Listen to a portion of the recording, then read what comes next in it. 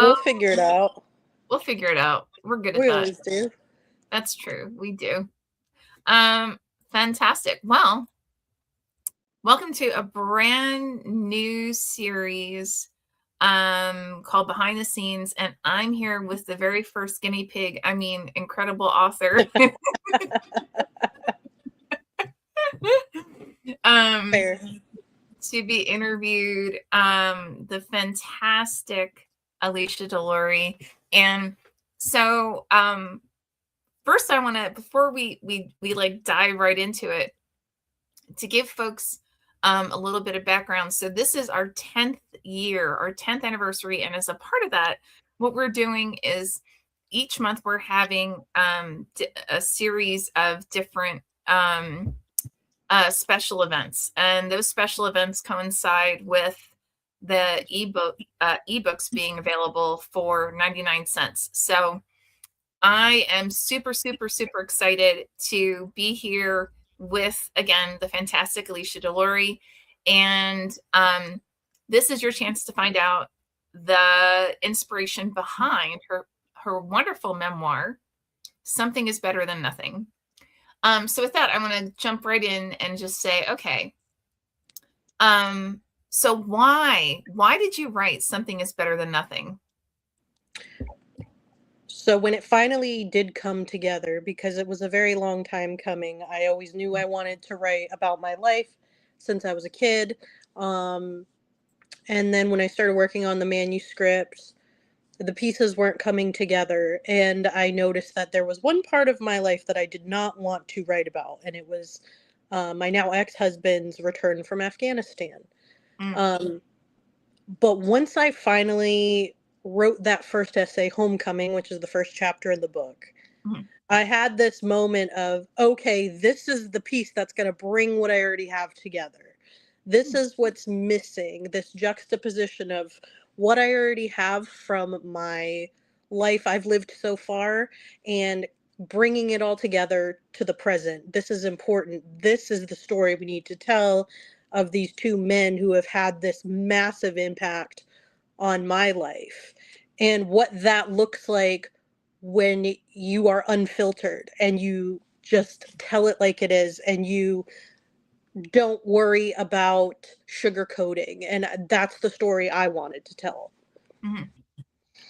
Honestly, it's interesting because I still remember our acquisition session when we were going over, all the submissions for that time period. And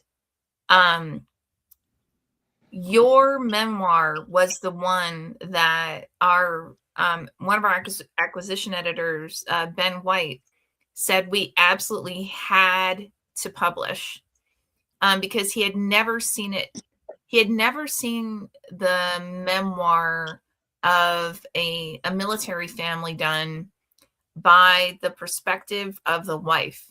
And I was like, wow, you know what? That's actually a really interesting, a really good point, because I came up with a lot of young women who ended up, basically traveling the world because the gentleman that they married, like right out of high school or not too far out of high school, um, uh, jumped right into the military. And to go from like a home life that's, your classic, get up, go to school, go home, maybe if you're lucky, you're a cheerleader. Maybe if you're lucky, you're, in the band, right? Or whatever, right?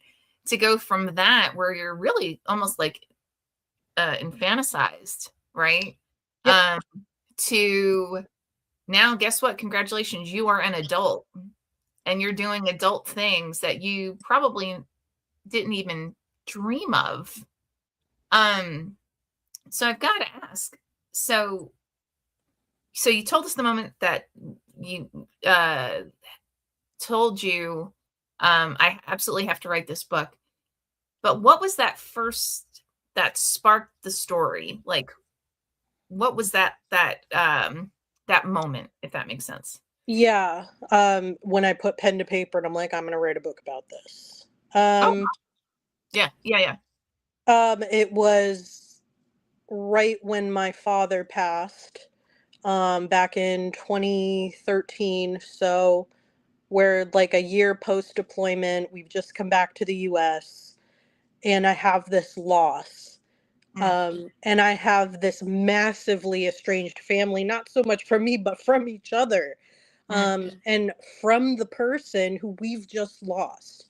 And when I saw these people experience this collective loss in this very complex and raw way, and mhm, seeing how each of us knew this same person but so differently and mhm, had our own issues. I mean, some of us not speaking to him for years on end, mm, and seeing what that looks like. And then to learn how we all got here, because I didn't know everybody's story the way I knew my own in mm, terms of my experience with him. So when I saw everyone feeling this loss, mhm, and almost the way it brought us all together in this very warped way, I immediately said, like, we need to get this on paper. I want to remember this the way it is now, mhm, and I need to chronicle if it changes, how we evolve, how we go from here. mhm, Um, mm, and that really, for the first 2 years of that manuscript, was that story. mm. Wow. Okay. Okay. Um, and why this story now? Why now? Mhm, I think in terms of, even now, I just got divorced within the last year. mhm, This was never a love story in the sense of like, will we make it, won't we? mhm, And if you've read it obviously, but mhm, I very deliberately laid it out the way that I did because I don't want anyone to focus on the will they or won't they make it mm, aspect of this story. This mhm, is about different kinds of love that shape us and how sometimes it turns into survival. mm, And the way the scales tip on, it's never 50-50 in any relationship, whether it's mother, father, mm, friend, spouse, how you can kind of go 90-10, and what it takes in your thought process to decide, okay, am I going to keep going or do I drop anchor here and pivot? mm, And for me, that was the story of what keeps us loving these people, what keeps us staying with these people. mhm. And it's not always pretty. But Yeah. at the end of the day, what's the thing that makes you think I am still better off with these people in my life or not? Mhm, mhm. What's the thing that makes you decide, hey, I'm going to stick with this? No, that's fair. And what question were you obsessed with while writing this story? I remember in the early stages, I I was I wanted a concrete answer of, you know, why do I stay? Why did I stay when I did? Mhm, Why did I ultimately distance myself from these family members with issues? And why am I staying with this guy who now has severe PTSD? ooh. Um, like, what's the difference? Mhm, Um, and I don't know if I ever got that black and white answer I wanted. mm, But I think what I did was painted a picture with all the nuance, and it's almost a chronicle of that little winding road of, I couldn't tell you why, but looking at it as a whole, I'm okay with where I've ended up. okay, okay. Um, Now I'm sure there are many, many people who are tuning in who can completely associate with a lot of the topics that you cover within the memoir. Um, so is there a specific question, though, that you were more so obsessed with while you were writing the story?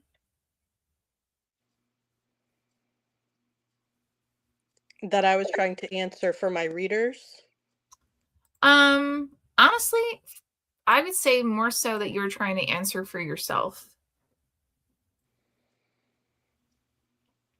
For me, it was, why is love enough in some situations and not in others? I mean, Hmm. there's a lot of juxtaposition between my parents' marriage and mine in that book. There's a lot of juxtaposition between like the father-daughter relationship and the husband and wife. Mhm. And there's a lot of overlap, but then there's a lot of deviation. And for me, I was really trying to answer for myself because it was still, I was not very far removed from that situation when I wrote this book. Right. Um, I was trying to answer like, why was my then husband, why was I so much more inclined to show this person grace Mm. than I was with this other person who had so much trauma and struggled with addiction and ultimately ended up alone in his final moments. Oh And my. I think a lot of that for myself was, why didn't I show more grace Mm. in moments where I did as an adult towards my spouse? Hmm. Got it. Wow, that's a lot. Yeah. um, so I mean, obviously the story is about you, and you've already talked about the fact that it's um also about your parents and about um the broader family unit, if that makes sense. Hmm. Um, what are the biggest stakes in the memoir, and what was at stake? What was at risk of going wrong, if that makes in sense? in the narrative or in me writing this book? Oh wow, that's both. Both. Um, well, first I'll do the book because that's an easier answer. So, There you on the side of myself and my spouse, you see me almost in real time working out. Am I going to stay with this guy or am I going to leave this guy? Because go. Mm, it's getting borderline. I don't want to say violent, but the fear was there okay. because this person came back not well and needed more help than I could love him through. Mm, Um, in terms of the stakes with my family, I don't even think it was that high stakes in the sense that it was, we can either allow this loss mhm, to continue the way we're going, where we go a decade without seeing each other, and we can stew in whatever bullshit that's kept us nagging at each other or at sometimes fighting. My uncles mm. did not speak to each other before my father died. Oh wow. Um, so we can either keep going like this and living our separate lives, and I'm sure we'll be okay, Mhm, or we can come together as a family for what I believed was the first time in my 26 years that I had ever seen it, because somebody was always fighting with somebody. oh. Um, so for that, it was, we could keep going the way we're going, and I'm Mhm, sure we'd all be fine, mhm, or we could try to make something out of this. We could at least try to build something here in this ruin of losing this 44-year-old man who we all had issues with mm, and probably could have tried a little harder. And so the in those two narratives working with each other, I think those were the highest stakes. mm. In Wow. in terms of actually telling the story, one of my biggest concerns, and we've talked about this before, is you're writing these really unflattering stories. And again, I always lead with myself. There's plenty of unflattering stuff about me.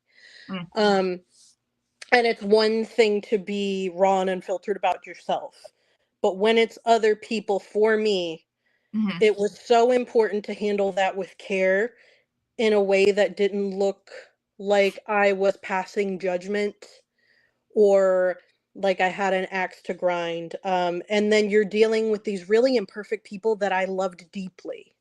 Mm, And I didn't want their flaws to be the only thing that the reader walked away with. mm, And so writing these people with some pretty heavy issues, it made a lot of sense to me to really take that extra time and make sure that you see, whether you agree, disagree, this won't be the only thing you remember about them. Please take away that they were loved and they had these moments. mhm, Um, and even if you don't walk away loving them, you walk away seeing their humanity. mm, And so for me, it was that. And then obviously, I don't get along with every person mentioned in the book. So for me, those stories are definitely the ones that I felt I needed, just as a professional, to take mhm, extra care with, because I'm not in the business of creating heroes and villains. mm, Um, and so, though, for me, it's being responsible with people's stories were the biggest stakes for me in crafting this, editing it.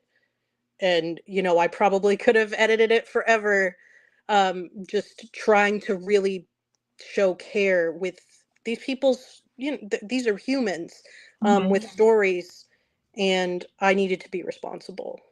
mm.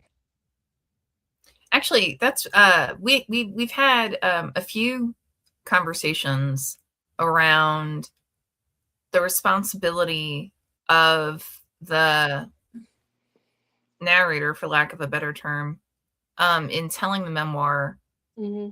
because you're not just reflecting your life, you're reflecting the lives of those who are at most important to you, right? Hence why they're a part of the actual memoir itself. Right. Um, Now, what kind of emotional ride should a reader expect? In one of my books. Okay. So, when someone tells a story that they think is funny, and they get to the end of the story, and you get to the part where it's kind of the punchline where you're like, right? And the other person just looks at you with shock and silence and is like, that's not a funny story. That's Mhm, trauma. mhm, It's kind of like that. um, and I have to inject that irreverence, because for me that's the way I survive. And like, ultimately, this is a story about survival in any relationship or family or marriage, or mhm, any ordeal. Um and so it's raw, but it's got to be injected with that mm. little dark, irreverent sense of humor. And there's plenty of that in it. There is. I mean, it's heavy, but I try to lighten the load. But you're definitely gonna need a minute. I don't write sunshine and rainbows, but I'll definitely make you laugh Mm, in some very dark times. understood. Um, Now, in terms of personal connection, what part of this book was the absolutely hardest to write? Um, the parts about my husband, and I think that was just because I was not that far removed from all of that, and Mm, I was still processing. So when counseling with, other people outside trying to help me write this book, mhm, and I kept saying, I'm not really interested in telling that story. There's nothing really interesting there. Um, like, you sure about that? Are you really? Just try. Just try.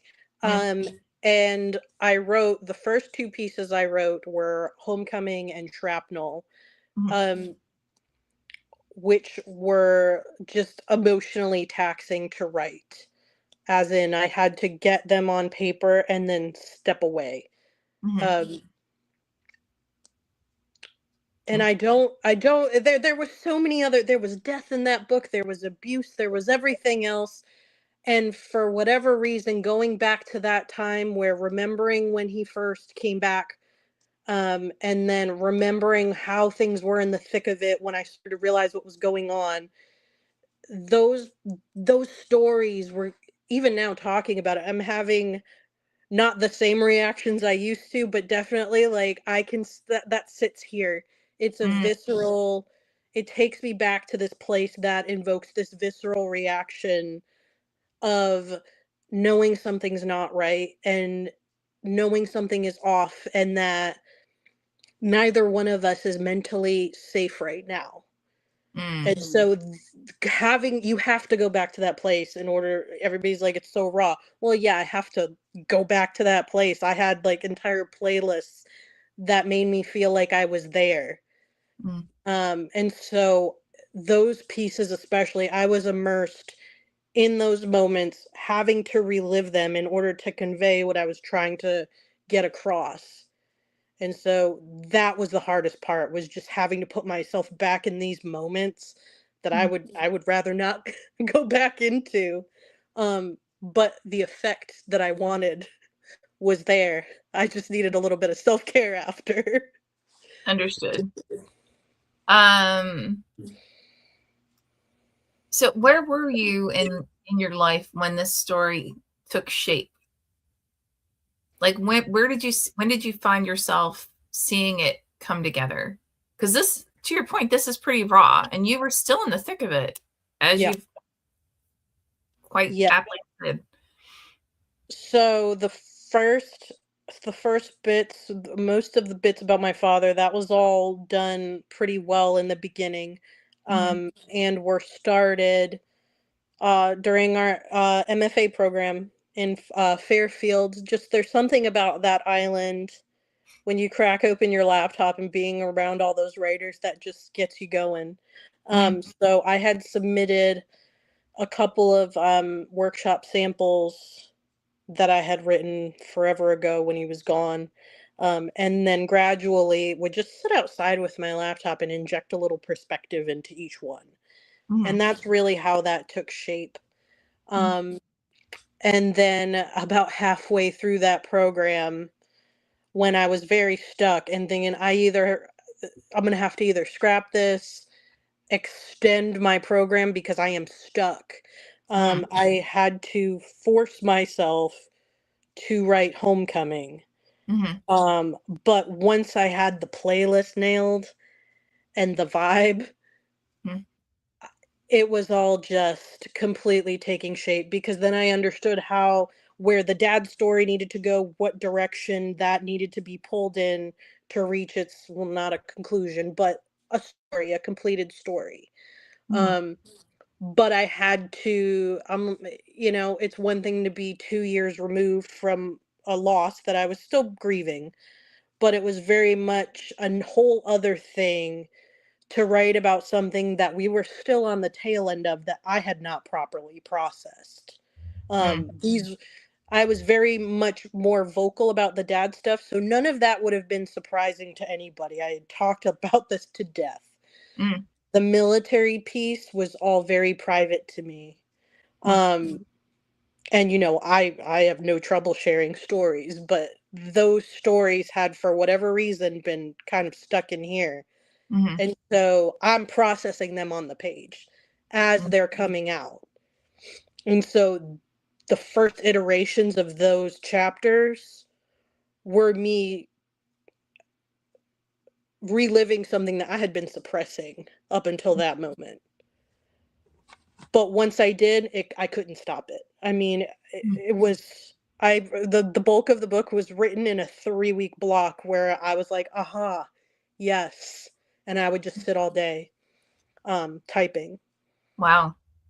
And actually, that leads naturally into the next question. So I can't imagine that it didn't change you. How did it change you writing this memoir and sharing these stories? Well, at first in the process, I remember I would come home from a day of writing and I just looked like I had been hit by a truck. Like Mm, it's very much like the most thing the thing I could liken it to the most is like a really really heavy depressive episode oh boy. where you just feel very strung out. You want to like eat crap and just nap. You're Mhm. completely fried, so it's like when you're trying to function and you got nothing left. Um, I was running on fumes at that point, Mm. and it took everything I had emotionally, physically. After every writing session, I was completely exhausted. But once it was done and I saw that stack of paper in its completed form, Mhm. there was something about it where it felt like a weight was lifted. I'm like, this isn't mine anymore. This Mm. is y'all's problem now. Mhm. But truly, because the first time I read Homecoming out loud, I couldn't get through it. Mm. Um, I was trying to read out loud in the editing process and I got choked up and my heart started racing and I couldn't get through it. Mm. Um, Now, I just looked back at it not long ago. I was looking up something and I don't see it that way. So for me, it was a very dark period writing it, but there's something about getting it out on the page in a Mhm. respectful way that ultimately reflects my truth that made me feel really unburdened. And the further removed I get from those stories,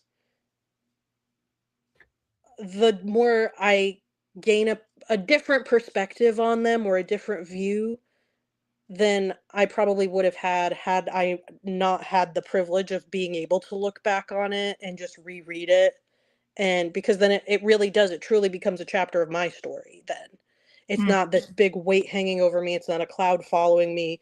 It's something that's very clearly articulated and edited and developed. So it's not just me journaling on the page, Mhm. but it's packaging it and saying, this belongs out in the world now. This is no longer in here. Mm. Wow. Um, and I think you actually already touched this. So clearly, writing this changed you.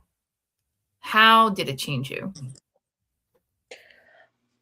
I think I see a lot of those stories and those situations and those people the way that I wished my readers would. Mm. I can see these actions from their perspective. It's almost like I'm on the outside looking in. Mhm. I can almost remove myself and look at it objectively as a reader and see, wow, gosh, I could have shown more grace here, or Mhm. I probably shouldn't have taken so much shit there. Mm. um, Mm.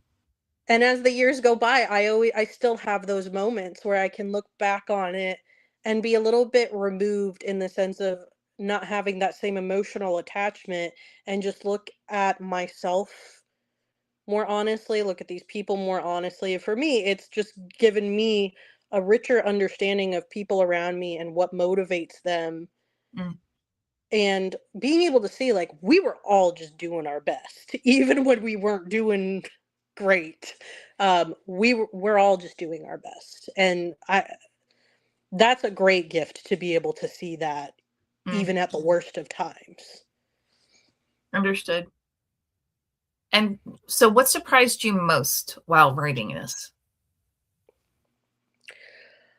What surprised me most was how I didn't realize how deeply affected our lives were by this like 11 months that he was away. I mean, I expected Mm. us to be, they prep you for it. You read the books, you see the movies, you hear about it on the news. But to live it and then be like, all right, and then to then try and write about it and have this crazy block and visceral reactions of like, oh, this is affecting me much more deeply Mm. than I thought possible. Um, I found that really surprising. Like, not being able to read a piece out loud, I had never had that happen to me before. Hmm. Um, it was a whole new level of writing that I definitely had not uncovered until those pieces. were in development. I didn't. It basically turned me into an exposed nerve. But it was so necessary, and it's painful, but I am so grateful for that experience. But yeah, it was definitely surprising. I've never had that kind of visceral reaction in my own writing process. I've had visceral reactions to other people's powerful writing. Um, but in the process, no, I'd never experienced. Usually I can get removed. By the time I'm ready to put pen to paper, I'm already a little bit removed from it. Mhm. Um, but yeah, writing on something you're not that removed from, I was. And Eugenia Kim tried to explain this to me, like how hard it is to write about something that's just happened or that you are not far enough removed from. Um, but yeah, wow, what a trip. what, what a it definitely it's an experience. Now, and what character was the most challenging for you? Probably my grandmother because there were so many resentments and there was so much anger and there was just truly just there's a lot of unflattering history there because you're trying to write about her very flawed son and trauma he endured, and then you're writing about like where that came from. Mhm. And then, for me, again, it was all about trying to be responsible because I had my own issues. I still do. But again, I want to be responsible with that story because, again, this is all family lore, right? I wasn't there. I don't know why she did what she did. I don't know why she made the choices she made. All I could write from was my experience. Mm. And if I am telling family lore, I make sure that it's clear to the reader I have heard these stories. Mhm. Um, and then really just trying to make sure that moments where I saw her humanity, the reader could see it too. Mm. Because everybody deserves that kind of respect when you're writing about them, especially Mm.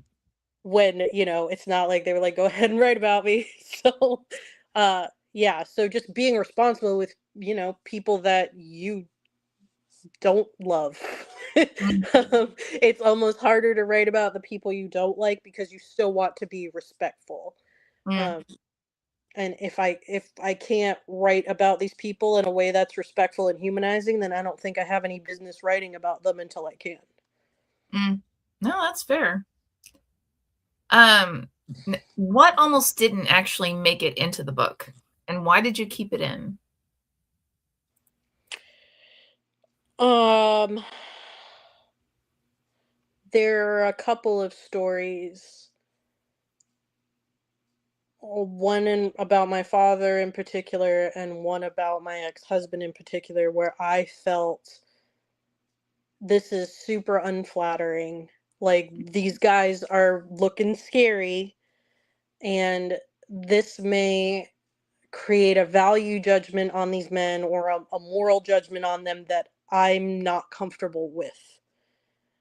Because again, I'm protective of everybody I write about. I want to make sure that you see that these are human beings. Mhm. And I didn't want anyone thinking like my husband was beating me, and I didn't want anyone to, my dad did some pretty messed up things, but I was like, this is going to toe the line of like what the reader will and will not put up with from him, and I'm not sure he can come back from that. I don't Mm. know if there's any redeeming this person for the reader. Mhm. But ultimately, the whole point was to tell a raw, real story about this truth in these Mhm. relationships, and the book was not complete without them. And fortunately, my ex-husband was very open and supportive of everything I wrote about him, because I was very concerned. I'm like, this is not flattering. Right. Um, and I'm writing about it in a very respectful way, but Mhm. I also can't rewrite history. Like, this is the story I'm trying to tell. Mhm. Um, and he's like, "No, that's your truth. If I don't like it, I shouldn't have done it." I'm like, "Okay." Um, Mm. so ultimately, they stayed because it would have. It was Shrapnel and Drawing. Those two chapters almost didn't make it because they were so close to the bone, and they're very emotionally charged and intense, and contain some pretty heavy stuff. Mm. Um, but again, it was one of those, like, it's part of the story. Like, it's pivotal to the narratives of both of these men, and you have to take it. So Mm. ultimately they stayed in, but I definitely had a lot of reservations about both of them. Understood. Who do you feel will fall hardest for this book? I think any person who has loved someone who has deep trauma, Mm. who loving someone who the majority of everything they say and do is a trauma response. Mm. Um, so yes, military spouses for sure, military spouses of combat veterans, because this was prevalent, and my story was very tame compared to the things that I was living amongst on that military post. Mm. And so Mm. I think it would hit hardest there because these are stories that are buried and the system is designed for them to be softened. Um, because the system's designed where if I had gone to behavioral health to say my husband's struggling, that would have affected his job negatively. Mm. They had special counselors, they were called MFLACs, military family life something something or others, but they were counselors who did not keep records. Mm. Oh, And okay. so you could go to counselors and talk about it, but they kept no records. Mm-hmm. Now, suppose I was in a violent situation where I feared for my life. Mm. Um, there was no recourse for me that didn't end in like someone's career being destroyed, and it's very much that responsibility is very much directed at the people receiving it. I watched women suffer. I watched women suffer in silence in order to protect their families, their husbands' pay. I didn't have children at the time. A Mm. lot of women were protecting their children and their Mm. families and their income and their livelihoods. And I really do believe to this day that's why these stories don't get told. Mm. Um, so for me, it was important to tell that story the way that I told it. Um, because we've all read stories about like dysfunctional families and alcoholism and trauma and generational trauma, but you're not hearing these stories from these men and women who are married to service members suffering from a great deal of trauma. I've not seen it the way that I've presented it, and I do think that's a lot of the reason. Um, what do readers say they absolutely weren't expecting? Um, I usually hear I wasn't expecting you to be that frank Mm. or that raw or real about what you went through. Because again, a lot of the culture that I'm writing about lives in silence. And I remember being on the other side of that, being like, this is a very lonely existence where you're living this way, but you have to protect your husband's job and his reputation. And you can't really tell anybody outside because they won't understand, or it's all a very trying and very lonely time.